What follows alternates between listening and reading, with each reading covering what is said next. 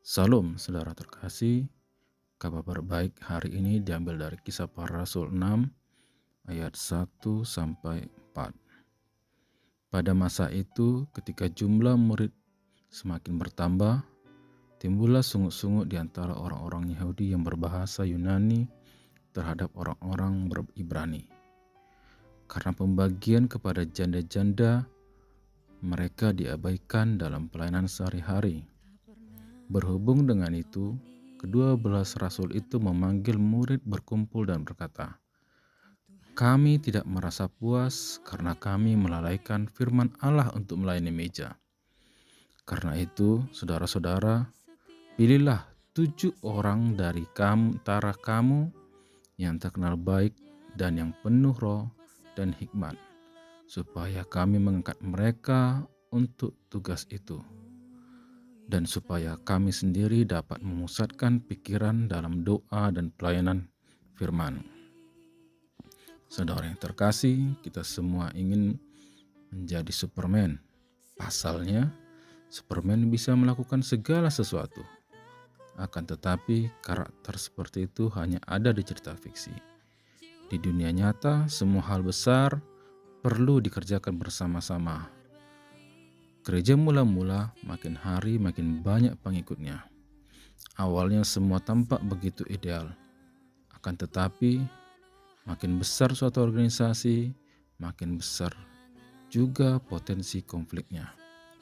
Perpecahan gereja menjadi satu persoalan yang sangat mungkin terjadi. Persoalan ini pun hampir terjadi di gereja mula-mula. Pasalnya, kelompok Kristen berbahasa Yunani merasa diperlakukan tidak adil. Mereka merasa bahwa pembagian sosial kepada janda-janda miskin hanya difokuskan kepada orang Ibrani. Ada beberapa pemicu dari persoalan ini. Pelayan yang terlalu sedikit, yakni hanya 12 rasul. Tugas-tugas pelayanan yang terlalu kompleks, serta jemaat yang sangat banyak sehingga ada yang terabaikan.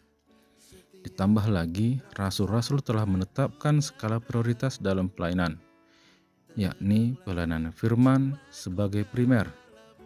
Maka pelayanan sosial menjadi kurang maksimal. Oleh karena itu, berdasarkan hikmat Allah, rasul-rasul mengambil langkah konkret untuk mengatasinya, yakni dengan delegasi. Setelah delegasi dilakukan, persoalan ketidakadilan dapat diselesaikan. Bahkan hasil yang melampaui itu karena firman Allah tersebar dan jumlah orang percaya makin bertambah banyak. Ada banyak sekali tugas pelayanan gerejawi. Ada tugas pokok seperti firman Tuhan, doa, penginjilan, dan liturgi. Dan juga tugas lain yang kini menjadi bagian dari perkembangan zaman, seperti perlawatan, konseling, media sosial. Tugas-tugas yang sedemikian banyak itu tidak mungkin hanya dikerjakan oleh hamba Tuhan dan majelis. Gereja perlu mempersiapkan jemaat yang mau melayani secara holistik.